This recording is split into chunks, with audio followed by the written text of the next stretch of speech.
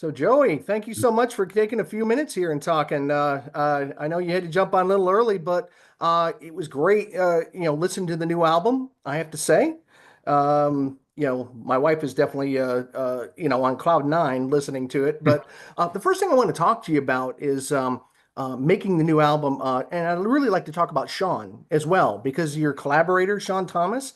Sure. I'd like you to talk about the bond that you guys have formed as songwriters and on-stage collaborators, because it Yeah. seems like it's that's not something that you find every day.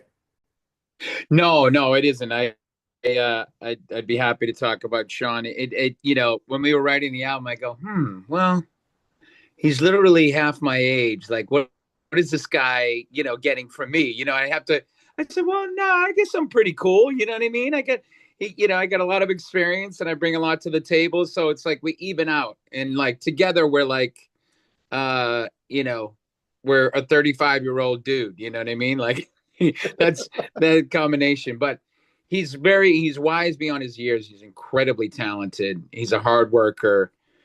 He's a very decent guy, very funny. I mean, I think most people will tell you that, lucky enough to make records and make music, the best part of the experience is just being in the studio and of course finding clicking, you know what I mean, making Sure. that music, but also just laughing, just being silly, and just goofing off. And Shawn and I have had a lot of laughs over the years, over the last couple of years, on stage and in the studio. And but yeah, he's quite a sounding board, which is a trip, because yeah, he is only, I think he's, what is he, 23 or something like that. Um, but it's been lovely, and I have to credit the pop icon Miss Debbie Gibson for introducing me to Shawn, and it's been a trip. And now Shawn's new edition can credit me, or the new kids can credit me for Yeah. meeting Shawn, and now New Edition can credit New Kids on the Block for meeting Shawn. Except we owe the world to New Edition, so they yeah. So it's been sweet. What about the because I had the pleasure of seeing the concert that you did with it was just you and Shawn on stage down here in San Antonio. It was Mm, a great concert. Me and my wife went, but I love the the back and forth that you guys did. You even mm, hinted at the new album, but I want to mm. talk about you. It started writing, I believe, right after that, the album, and you had some some songs you were giving to new kids, and also for your solo album. How do you choose between the two? What's going to you're going to present to the band and ones you're going to keep for yourself? Um, it was pretty obvious. Shawn and I had written a few songs before we did most of the dates in 2023. Hmm. Written a few songs, so that was like a good kind of like kickoff, and getting to know each other in that capacity. And then I had a few more ideas when we were on the road. Really, just wrote one song, "Miracle," that ended up on the album. But I knew that the new kids were, we were talking about making a record. Donnie and Jordan were started to record some songs.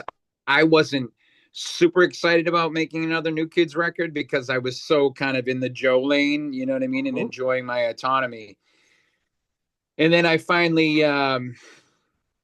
came to Jesus, and jumped in. So, as to answer your question, how do you decide? Shawn and I started specifically writing for New Kids, and we wrote about 6 or 7 songs. I think what six ended up on the New Kids record, Still Kids. There was one song, "Is Anybody Out There," that I kind of had a feeling was more for me than the group.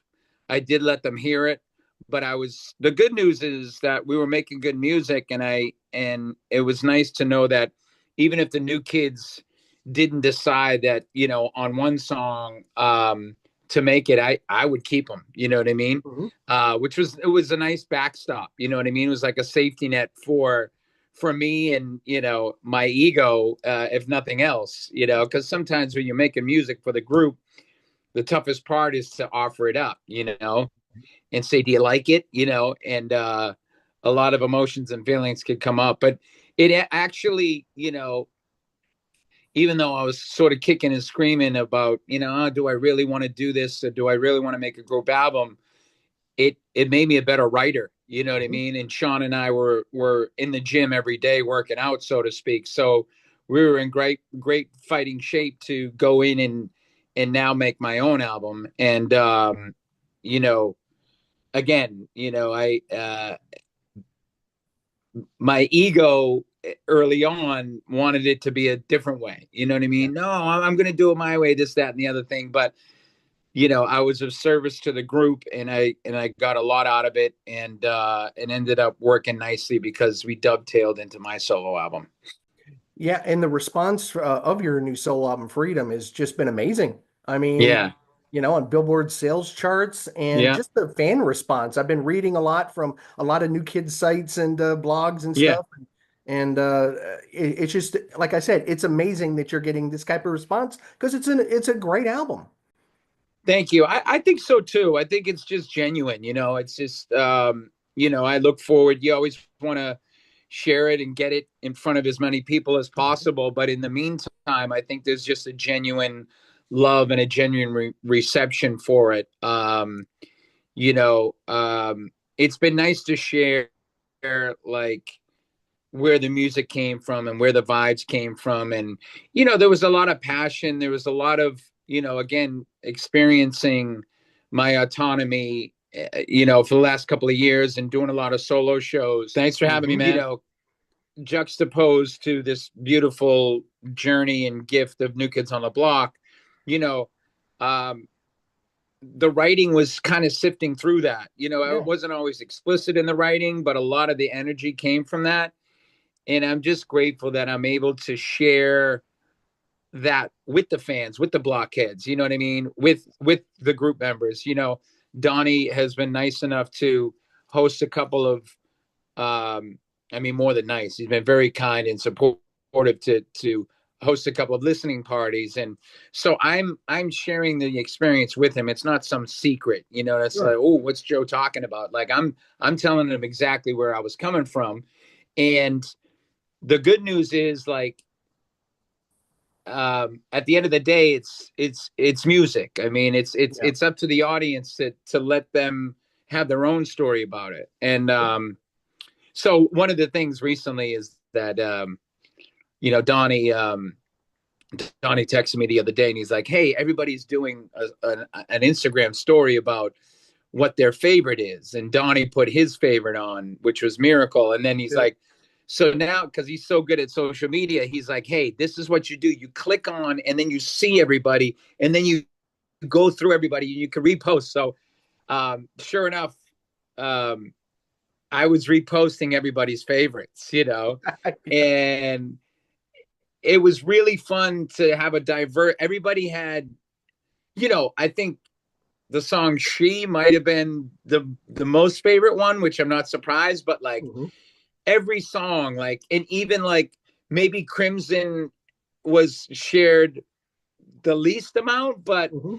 I loved it. I love that everybody had different favorites, I love that there's, that there aren't, any clunkers on the record. And I think, that comes from having like 10 songs. The entire album is, 32, 33 minutes. It packs a punch, but, I think there's no filler, as they say, Yeah. which is Yeah. nice. Well, I'm an old school guy, probably much like yourself. I'm one of those guys that, I play a album all the way through, and then of course you kind of pick your favorites and what emotionally Sure. grabs you. Just like in the Yeah. old days, you like to have an album that you don't have to pick up the needle. you know Right. and a couple of songs I'd like to ask you about just because I really kind of it kind of drew me in. The first one obviously is Freedom, but the other one is Other Things. I Yeah. really loved both of those songs. And can you tell me a little bit first about Freedom, the title track? It's got some of Yeah. those step-by-step lyrics in there, but you're Yeah. changing up. You're kind of tell me the genesis of that song.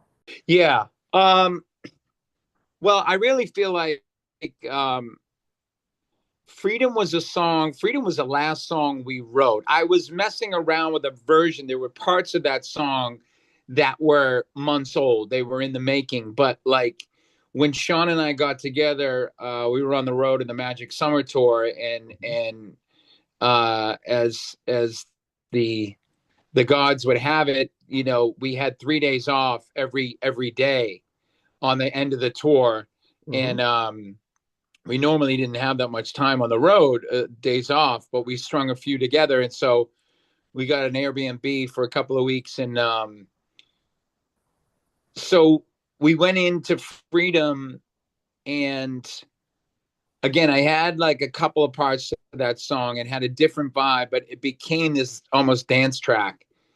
And I think that what I like to do is like to think is like the music gods just sent down a real gift, like with Mm-hmm. that one, because normally with the rest of the tracks, Shawn and I would be in, the same room, and we'd we'd have an idea and we'd get after it. You know what I mean? And it would start with an idea or a phrase or a melody, and he would get on his guitar or the keyboard, and we'd start snowballing into a song.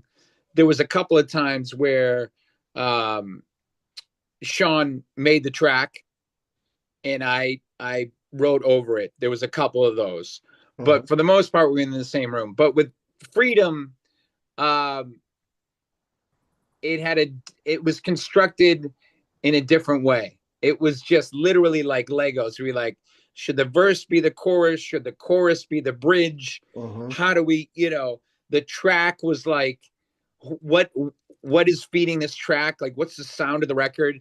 And everything sort of came together. And I think it was just because we were so loose and in such good shape and had been writing for almost a year that like we knew how to kind of put it down. You know what I Yeah. mean? At one point, like we were grinding on this idea and we was like, let's just put it away. And he literally closed the laptop.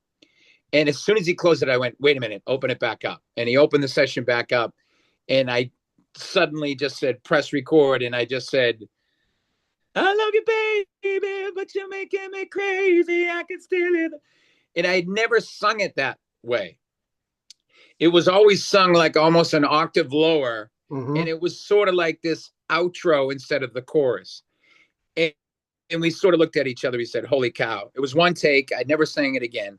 Right. That was the one take. And um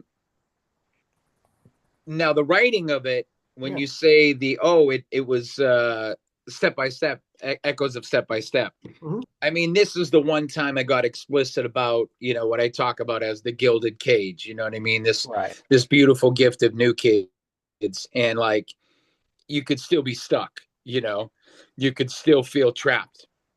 And I hope people understand and relate. Like having a great job, you know what I mean? Even family, having a family and identifying with family and being grateful, but also wanting to carve your own path, wanting to be your own person and have your own space. And I think that takes work and energy and practice. And so, step for the one of the great hits of New Kids, Step by Step. Step one, we can have lots of fun. Step two, Mm-hmm. there's so much we can do. Step three, it's just you and me. Step four, I say I can give you more, and then John says, don't you know the time has arrived, for step five. And so what I said is kind of flip that is step one, this isn't any fun. I'm Right. 2 steps from the door. Close your eyes and count to three. Open up, you won't see me. Step four, I cannot give you more if I'm ever going to make it out alive. So it's speaking to like, yes, I love you guys. Yes, this is amazing, but I want to do this. I want to spend time on me. You know what I mean? No, that's not how I would do it. This time, I don't want to compromise. This time, I don't want to go along for the ride, because it's about integrity. And if I don't take care of myself, then I'm not going to be able to really be of service to the group. So carving out that time is important. And it was nice to say it out loud. and like I said, it's nice to share it with the fans and with the group, um like, because it's nothing to be ashamed of. There are no Mm. secrets, but sometimes we can feel like, ooh, you're betraying people by speaking your heart. And as long as I'm not pointing any fingers, and being mean about it, I get to say that. And that's why I told you I wanted to do this interview early, not because I didn't have time, is because you asked me one question and I'll talk for 10 minutes. So that's why. Um, the other thing is other things, you know, that was a sweet, story because, I mean, behind the story, um, I've been wanting to, for a long time, sit down on a piano and write a song from top to bottom all by myself. Right. Um, I come up historically, I'm what you would call a top liner. You know, yeah, in the room, I come, especially because as I'm always writing for me as the artist. So I come with the idea, I come with the vibe, I come with the lyrics, and the melody, but I need a producer. I need someone playing. I need someone at the keyboard or the guitar to take us to the next, Oh yeah. So this was different. um that being said, it's a very simple chord progression. Sure. It's super simple, which is cool. I think you get that from being kind of like a rookie. There's just a purity to that, and then the melody over it worked. And I like the idea that, Shawn and I prided ourselves on making like a lot of songs on this record like under 3 minutes. Hmm. It was just old school bang. It's like, why are we making a bridge if we have nothing else to say? You know No what I'm chorus, saying? get to the chorus. Get to the chorus, but listen, keep going if you have more to say. But if you're repeating yourself, it's time to go. You know what I'm saying? So that was great. But with other things, I really took my time, clearly. I mean, and the structure is kind of avant-garde, if you will. You know what I mean? It's like verse, chorus, verse, bridge, breakdown, verse. Hmm. Lyrically, you know, it's a discussion. There's like a dialogue going on, but it's not a duet. It's just me. You know what I'm saying? Yeah. Um, it was really sweet to have that patience and give myself permission to write a song like that.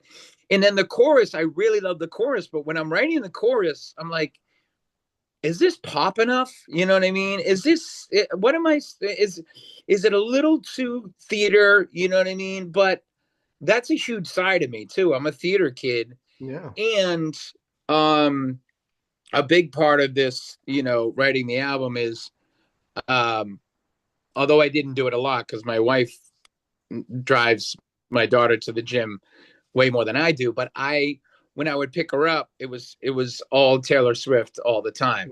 And as we all know, Taylor is an amazing, writer, and is um The center has of the taken the universe right liberty. now. What's that? The center of the universe right now. Yeah, yeah, in some circles for sure. I Yeah. I think, but she, she shows us that you can write pop music and still take time to tell a story.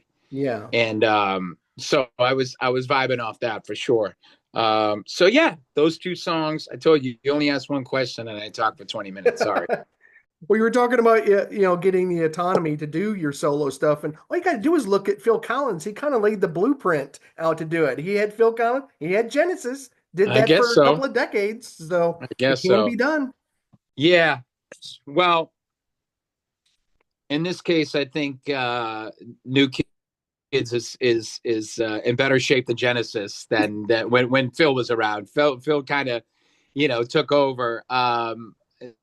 The reality is that, you know we just happen to be five guys that bring a lot to the table and are able to, make it work. Yeah. you know and success is success. And I think the more I carve out my autonomy, the more I can celebrate the new kids as well. you Yeah, know, and that's the simple truth of it. And again, in that scenario, my ego doesn't win. You know, sure. my ego doesn't win. What wins is the music and the joy and the performance. Uh, yeah, that's I guess that's the happy ending of it.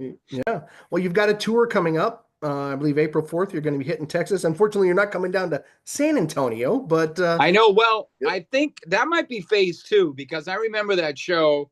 I Yeah, remember that venue. What was that the venue again? Tobin, the Tobin. The Tobin. Yeah. Beautiful venue. And it was I really appreciate kicking the tour off in 2023 in that venue and in that town.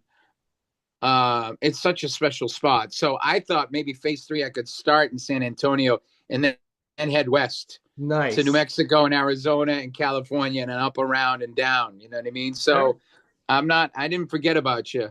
Well, But yes, I start in Houston and Dallas, April 4th and April 5th.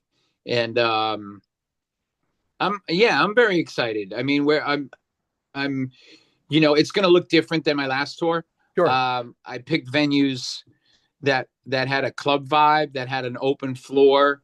We're bringing a stage, we're bringing lights, which is,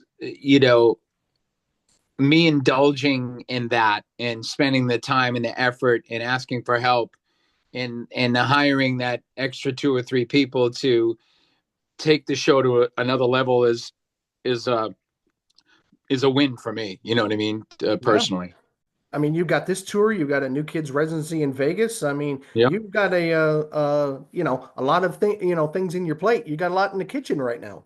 Yeah. We're squeezing in a sequel to my Christmas movie on the Roku channel in May as well. Oh my God. So I'm giving you. I've been. I don't know if there's an official release. They might be like, Joe, you shouldn't say that. We haven't. We're not on set yet. So if it doesn't happen, oh well. I'll hang out in May. But I think we're going to be doing that, which is pretty cool too. And also, I have noticed Griffin's been doing pretty good. He's been doing some music there. Griffin is he's an incredible artist. He does the work. He really shows up for his art and his passion. I mean, Mhm. he can play guitar. He's an amazing, accomplished piano player, singer, dancer, and he's you know he has his own path. You know what I mean? I Mhm. think he's slowly but surely. I don't think there's anything else he's going to do. You know what I mean? Sure. He's gonna be a performer. So it's interesting. I mean, I have obviously a lot of history, but I'm also just a dad, Yeah. and he needs to find his own path. You know what I Yeah. mean? And I'm going to be there for him, but it's exciting. He's incredibly inspiring, and I said to him the other day is it's having a musician and a performer like that in the house every day, playing the piano, singing the way he does. It was such a direct correlation to my album and for Mhm. me to show up. Watching him show up the way he shows up is it's such a connection to my album. Yeah. Well, I want to take you back a little bit, obviously, to your roots. And can you tell me a little bit about your experiences at the Footlight Club? Well, yeah, I grew up 4 blocks away from this big theater. I didn't know how lucky we were until I got to New York years and years later because, these black box theaters, like anything could be a theater, you know what I mean? Hole in the wall theater. And we had this 200-seat theater in our backyard in Jamaica Plain, which is a town right in Boston. Hmm. And it was my mom's getaway. She had 9 kids. She loved singing and performing and being on stage, but this was her amazing getaway, Right. and we grew up seeing my mom like up there shining, having a blast, and I think that was contagious. 3 or 4 of us, jumped in and uh, started performing in community theater as well. And between that and something called the Neighborhood Children's Theater of Boston, Yeah. which was uh, headed up by Michelle McCourt, um, who is an absolute saint. It was just something I love to do. I was bred to be a theater kid. I saw it in my family. I saw the fun of it. I was lucky enough to be a part of it, and just see people coming together for fun and for free because they love doing it and pouring their heart out and having a blast and working a 9 to 5. And guys and women would get off the bus from work and walk up the street and go live their dreams and have a beer afterwards. You know what I mean? It Yeah. was just like it was kind of brilliant. And then you get to know all sorts of walks of life too. You know what I mean? um you had all different kinds of people in different kinds of areas of work. And certainly the a big influence was there was a gay couple, and this was late 70s and 80s. Mm-hmm. And it was different times, but it was like it taught me that, like, two guys could love each other and like live together, and it wasn't some big and I grew up Irish Catholic, so it was easy Yeah. to you know paint that as something forbidden, but it wasn't. You know what I mean? And I was taught that. You know what I mean? And I think you know that was the beauty of community theater. Like, people showed up for each other and at the same time left each other alone, which was pretty awesome. And Sure. and it was just fun at the end of the day, fun and challenging. And I loved it. And then at 12, I was ripped away from my budding community theater career by four dot rats, as I like to call them. Well, we later saw the passion when you were at Carnegie Hall. Yeah, We saw yeah, that the musical theater passion of yours. sure, sure. It was. I guess that was a full circle moment. And my sister Carol was able to come up on stage with me, and she was Beautiful the one who, voice. Beautiful voice. yeah, she killed it. That was such a dream for her. I know she holds that night so dear to her heart. And to see her show up like that and be in the moment and have a blast was very special. And she brought me on stage when I was 6 years old, Yeah. and we ended up doing that song so many years later. Yeah, Carnegie was something else. And also, I have noticed Griffin's been doing pretty good. He's been doing some music there. One of the things, I know you got to go. I just had a couple more questions. Yeah, no, I'm good. I'm good. I remember watching. My wife is from Derry, New Hampshire, so she grew up in the New England area. So of course, New Hmm. Kids were she was everything New Kids. But I remember her showing me a show that I guess was with Peter Bergeron. It's one of the early shows. I think it was from like Tom 1989. Tom Bergeron. Tom Bergeron. I'm sorry, not Tom, Peter. yeah, Tom Bergeron. And yeah. you had your family on there. Family really kind of kept you grounded. All of you kids kept you grounded. I mean, for some, it's lightning in a bottle. It's lightning in a bottle. You know what I mean? You can't manufacture. I mean, back in the day, all the old white rock and roll critic writers in their 40s would, try to pinpoint whatever. The reality is, like, for the New Kids on the Block to happen, I mean, yes, you need Maurice Starr. Yes, you need Donnie Wahlberg. And you need our parents. You need the generation of our parents. You know what I mean? We were all working class families who just got up every day and went at it, and had faith, Hmm. and had a sense of humor, about life, and worked hard. And so we came from that stock. And to your point, yes, family was huge. I just watched an old tape our manager made in 1988. We all went to Japan, so he had this camcorder, and we're all um, he's capturing us messing around. And then we did these little like saying hi to the family, say hi to the Sure. family. And all we did is, talk about our family. I love you. We went through all the names in our families. I love you. I love you. I love you. Danny, every other sentence, Danny kept saying, I love you, mom. I love you. You know what I mean? It's like, and that's not put on, like that was genuine. And, um, it didn't feel like we were putting that on. It was just such a part of who we were. And, Yeah. again, that was just part of our DNA. And I think it was the fuel that took us. And the reality is it's what kept us together, because we've always chosen family and friendship over business. And, that's not easy to do, No. that is not easy to do, but we have done that, a day at a time, a tour at a time, a record at a time.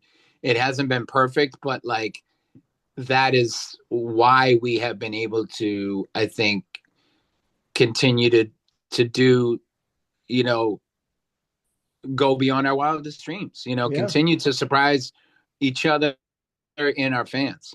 We had just you know, went through 35 years of hanging tough, Mm-hmm. celebrated 35th anniversary a little bit ago. Can you Yeah. tell me the lasting impression of that album for you? I mean, obviously it launched everybody, but 35 years later, you're hearing some of this stuff. What does it mean to you now, 35 years later? Um, it's an example of, you talk about like, what works, how, Yeah, what's the magic potion, you know what I mean? Like sure. in this day and age, obviously I'm a part of the music business. And you know my son Griffin is 17 now, so it's like, how do people make it, yada yada. When I look back at like hanging tough,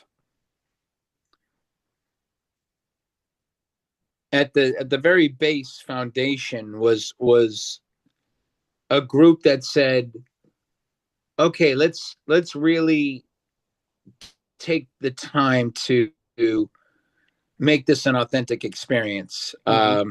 I think our first album flopped, and then Jordan, Danny, and Donnie really kind of said, "Hey, Maurice,